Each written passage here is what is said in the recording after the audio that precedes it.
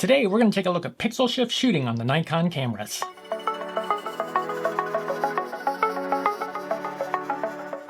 A feature that Nikon's been including on some of its newer cameras is pixel shift shooting.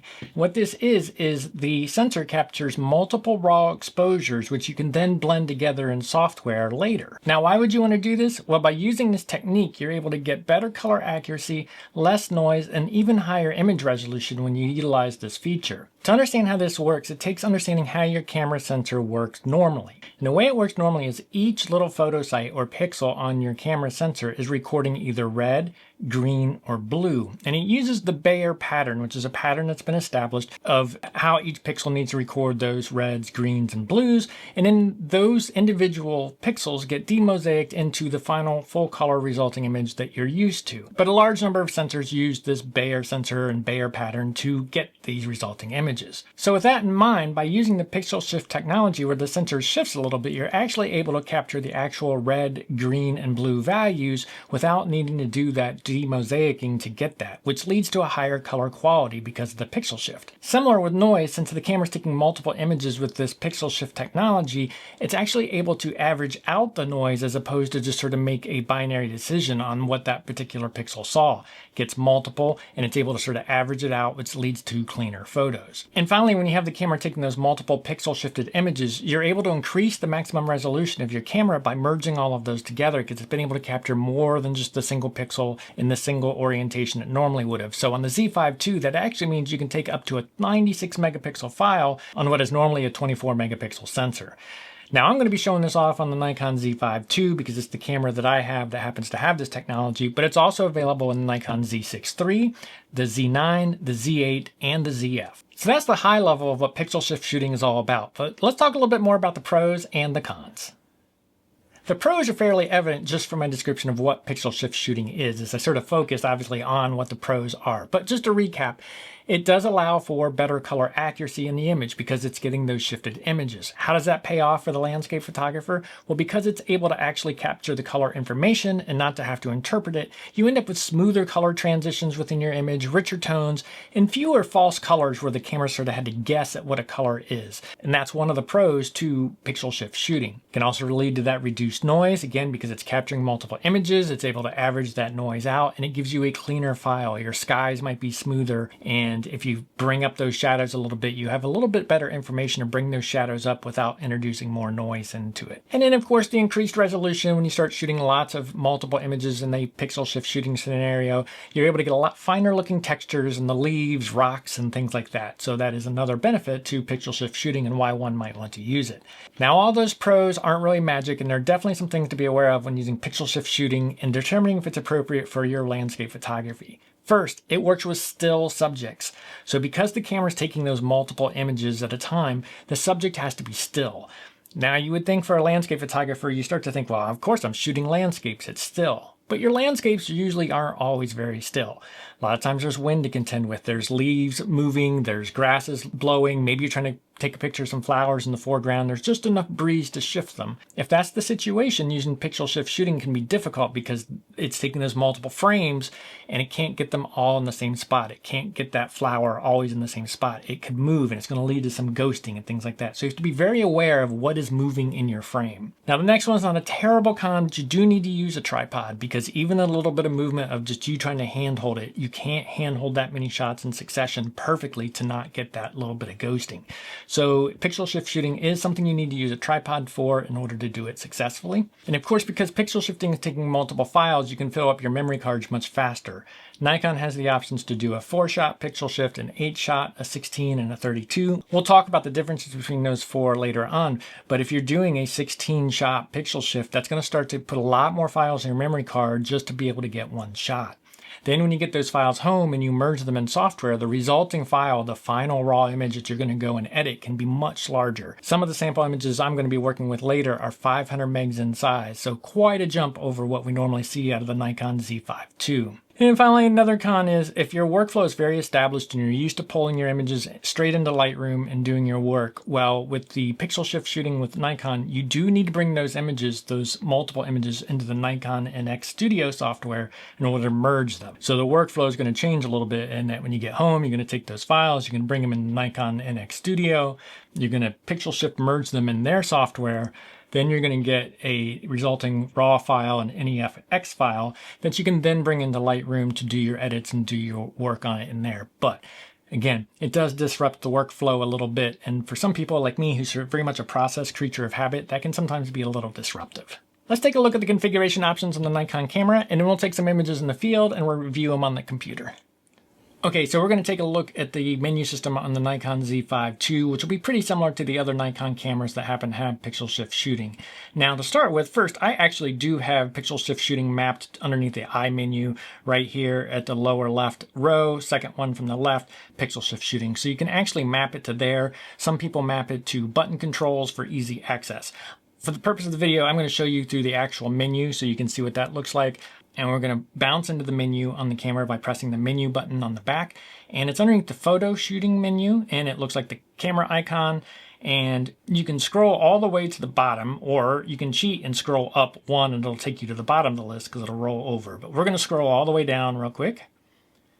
Scrolling down, it's way down at the bottom. It's much faster, just scroll up. And here's pixel shift shooting. Currently we can see it's off. I click the OK button to move into it. And I really only have a couple options here to really contend with. So it's pretty easy to configure. First up is pixel shift shooting mode. Right now it's off. We click OK to go into the menu. And I can do on single photo, which means if I turn it to this one, it will do a pixel shift shooting exposure on the very next time I hit the shutter button. And then after that, it will go back to just a normal single shot. If I want to do a series, then what it'll do is anytime I press the shutter button, it will fire off a pixel shift shooting mode and capture however many images I've defined. So I go back and forth depending on what I'm doing. Sometimes I do single photo, sometimes I do series. So just remember, if you leave it on series and you forget to turn it off when you're moving from location to location, you're going to end up over capturing a lot of images because of that. So you can choose between on single photo and on series. We'll do single photo here. Number of shots. Now, like I mentioned earlier, you can do 4, 8, 16, or 32. So when I come in here, those are the options I get.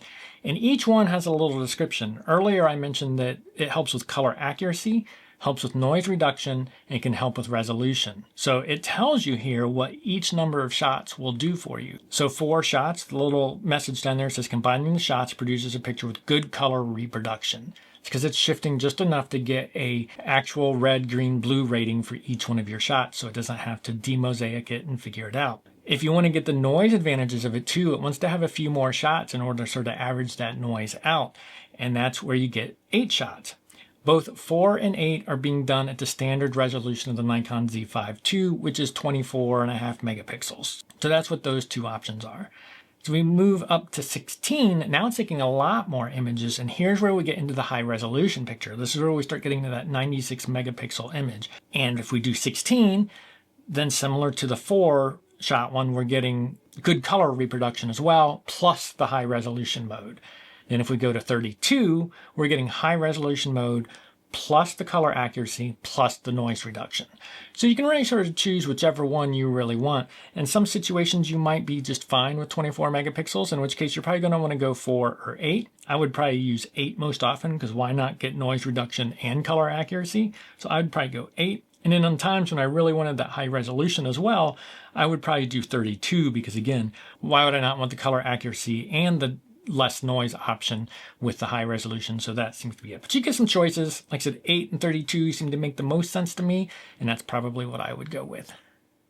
Okay, so to play with this new feature on the Z5 II, I headed out to Cedar Falls and Hocking Hill State Park, where I do a lot of my videos. You probably recognize this place if you're a regular watcher of the channel. Being towards the end of summer, it's been fairly dry for the past several weeks. The falls weren't running, and so I really didn't have to contend with any of that moving water. I talked earlier about if there's a lot of movement in your frame, it can cause oddities with the pixel shift shooting because it likes to have still subjects in there. So I didn't have any moving water because the waterfall is pretty much dry. Even the water out in front from the stream was pretty much not moving just because it's been so dry at this point in the year. And it was very early in the morning, so any of the trees and leaves, there wasn't really any wind to contend with, so I had a fairly ideal scene of not a lot of movement there. So like I mentioned earlier, you do need to use a tripod when doing pixel shift shooting. You just can't handhold. You can't stay steady enough in order for the camera to make those subtle sensor shifts and to get those images for pixel shift shooting. So I got my composition all worked out, figured out where I wanted to be, got my tripod set up, got my camera put up there, and I worked through a series of images. For the purpose of this video, I did one just standard photo, just like one normally would do without pixel shift shooting enabled.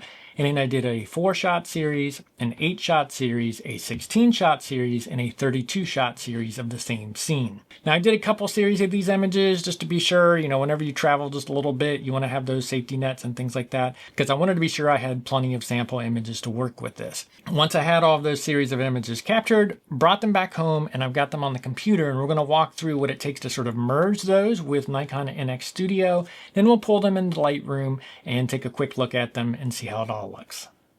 Okay, so we're back here in the office with the images I captured at Cedar Falls, and we're ready to merge them. So what I'm going to do is I'm going to walk through using Nikon NX Studio to do the merge of these pixel shift images, and then we're going to bring it into Lightroom, just take a quick look at them in Lightroom. Now doing an image compare video is tough for a couple of reasons. One, how my screen capture software works, how much bandwidth you have when you view this video, and when we're going to be looking at sort of very subtle details like noise and color accuracy and how color tones are handled, how those gradients work, and even the resolution. It can be really hard to see through a video, and I get that. And that's why in the video I'm actually going to stay fairly high level as we sort of go through and just hit some of the basics. But I am going to provide the raw files, both of the single and the merged files, for you to download and take a look at yourself. That way, if you're really curious, what does it do? You can look at the actual files themselves on your computer and see how they match up. That lets you see to your level of detail if this is something that you're interested in or not. So with that, let's turn to the computer. And what I've got here, like I said, I already did the housekeeping. I pulled them into this folder called Demo 1 for video, and I have all of my images in here. I have my single image, I have my 4-shot, 8-shot, 16-shot, 32-shot. So I've got them on my computer. Now I'm going to bring them into Nikon's NX Studio, and we're going to bounce over to NX Studio. And here I've got NX Studio. I've already have it open, and I have it pointed to Demo 1 for video, which is what we're going to look at. Now, first, make sure you've updated your NX Studio. I actually have had this installed here for shortly after I got the Z5 II, and when I was prepping for this video and I was merging files, I ran into a bug merging an 8-stack image, the 8-shot one. It actually would air out and it wouldn't finish. I decided, since this is somewhat newer and I'm not always a big fan of Nikon software anyways, that maybe there was a newer version out. Sure enough, there was a .1 version out that was 1.1 version higher than what I have on here now.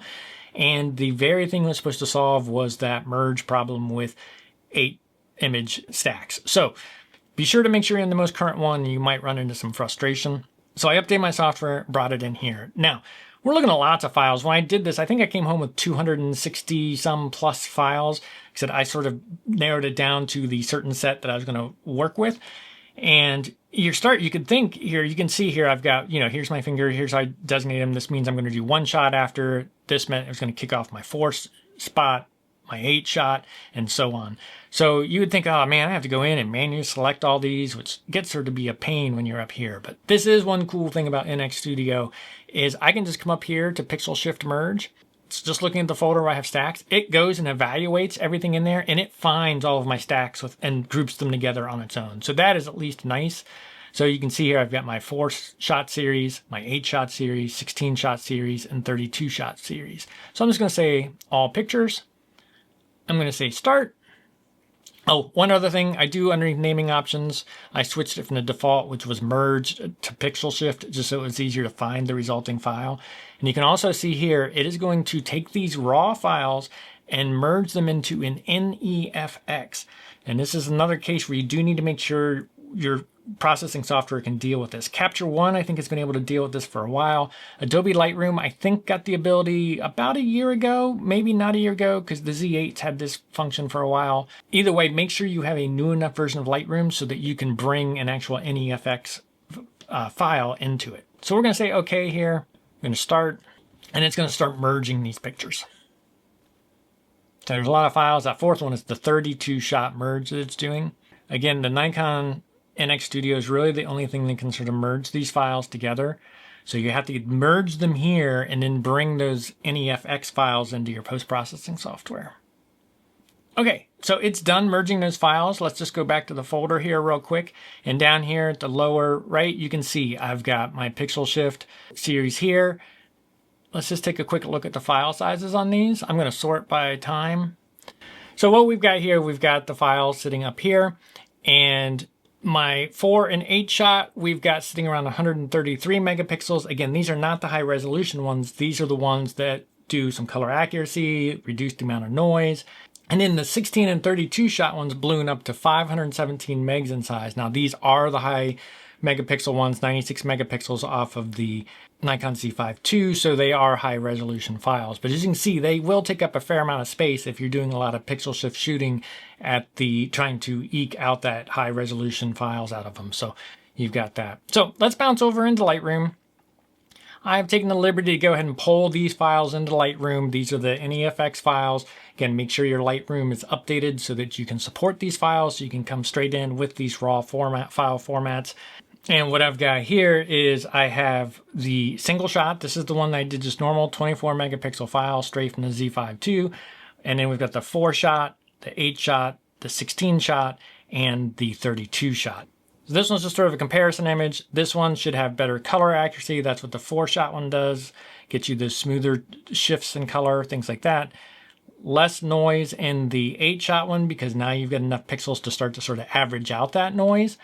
And then here we get very similar, except these are the high resolution versions where we've got the color accuracy pieces in the 16 shot one and the color and less noise in the 32 shot one. Again, these are equivalent to about a 96 megapixel file from there. So again, going to have the raw files for you to download in the description if you want to take a look at them yourself, because I think it's just hard to translate some of these types of details we're going to look at in a video to you without you being able to see the actual file. So I will have the NEF versions and I'll have the JPEG versions in case you don't have a Nikon format reader or something like that. So I've done no edits to these. These are just straight out of camera. I haven't done any tweaks or anything like that. I felt like if I start doing editing and I would start to change things too much. So we'll zoom into 100% on these to start with. This is the standard file. What I'm going to do is I'm going to look at this moss like right over here. That's a nice little pop of green against this gray. And we're going to go to the 4 shot one, which I do think that green is just a touch richer, I think is where I would classify that in. This one is the 8 shot one. It should be pretty much the same. It's supposed to do very similar with the color aspect. So we will save this to look at noise in a minute. Let's look at the high resolution one. This is the 16 shot one. And we got the green up there. It looks good. And then again, this is the 32 megapixel one. So what I'd expect is similar color to the 16, just less noise. So for the noise, I think we're just going to look just below the green and we're going to look into here. So I'm going to take this to 200%. Again, I'm looking in the shadow area just below the green that we were looking at earlier up there. And it looks pretty clean. This one supposedly doesn't do much for noise. This is the 16. I've gone over to the 16 shot one. They look very similar to me. Again, that's the 16 here versus the 32 here. Let's go look at this one. Just so we can get a little closer, we're going to go to 300%. Actually, we're going to go to 400%. Just so we can get a little bit more apples to apples comparison here. Now that one does seem a little noisier and certainly not quite as much of that high resolution detail. We mentioned that in the high resolution that give you those finer textures. And I think that I can certainly see a difference in. Let's get this in the same similar spot. Again, I think the color's fine, but you can start to see the file falling apart as far as the resolution goes, whereas this guy is still, yeah, so here we are. This is the 4 shot. Zoomed in, super in, looking for noise. I would say that yes, these look a little better from noise, just a little bit, just a small difference. Again, this is going to translate really hard from the video. So if you're really interested in the fine point details, highly recommend you downloading the raw files and the JPEGs to take a look at yourself on that. One thing I did want to point out was on the detail side of things. Let's go back to 100% on these. And there is a rock that has some carving in it here, which I happened to notice earlier. As you can see right here, this rock has writing in it, and this is my single shot. This is my 4-shot, and you can see the writing in there. It actually does seem a little crisper in this version. So what we've done is we've got this writing in the rock, and this is my 24 megapixel file. This is the 8-shot, so it should have the better color and the better noise. And you can see it says like 1976 right here, right? So what we're gonna do is we're gonna go over the high resolution. We're gonna go to that rock, and look how clear that is. So here I am, 400% in there, nice and zoomed in, and it's really easy to read. So I think this is a really good case of where you can see where the high resolution really does give you that finer texture, that finer detail, that if you need those out of your files, because maybe you're printing super big or something like that, it can be a really cool tool to have in your toolbox to be able to do this pixel shift shooting. Again, really hard to see some of this detail in the video, and there's always gonna be something that someone wants to look at that I didn't cover. So I've sort of just did the high level overlook at these to see, I think it's subtle differences in a lot of this. The high resolutions definitely lets you zoom in a lot more. You get a lot more detail, a lot more texture, things like that. But overall, if you really want to see, I am going to put the raw files and the JPEGs and a link in the description that you can download and take a look at and view with your own eyes on your own screen to see what you think. So we've covered a lot in this video talking about pixel shift shooting, pros, cons, how to set it up with Nikon cameras, taking images in the field, and then a sort of a brief high-level look at the images in Lightroom and how to piece them all together in Nikon NX Studio. So what do I think? Really, I think pixel shift shooting is one of those things that when I first see it and I hear about it, I go, man, that would be super cool. That's gonna be a really great feature to have. It's gonna take the 24 megapixels of my Z5 II and get me higher resolution images than my Z7 II can get, and it's gonna be great. But then the reality of it sort of kicks in. Yes, you do get all of the things it promises when the conditions are met. You get the high resolution files. I do think the color handling was a touch better than the standard file. And I think there was less noise, especially in those high resolution images where sometimes you'll battle noise. It was looking really good. It looked good. I do think pixel shift shooting delivers on what it says. Is it huge differences? No, but there are some differences there. But the downside is that the conditions have to be perfect to be able to use it. And I know the gut reaction is landscape photographers are taking pictures of scenes that are still. But with any kind of wind or any kind of moving water or anything like that, you start to narrow down the number of times you can actually use the feature. So I didn't get a chance to test it with waterfalls because, like I said, we're here towards the end of summer and things were dry, so I really couldn't play with moving water with it. But if it had been a windy day or anything like that, it would have been problematic. Now, I think it worked well in the condition I had. I happened to have good conditions. It was dry, there wasn't moving water, there was no real wind, so everything was good.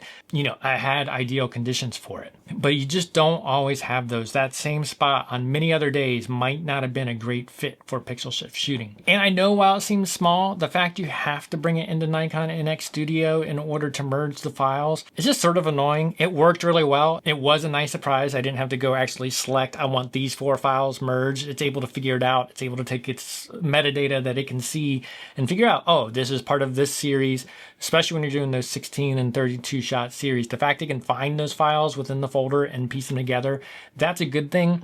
But again, it just disrupts me from my normal workflow of get my images, pull them into Lightroom, take a look at them. I have to sort of start with Nikon's NX software. Not a huge deal, but minor annoyance. So yes, the technology is cool and I do get excited about it initially, but really how often I will use it in the field, I'm not 100% sure.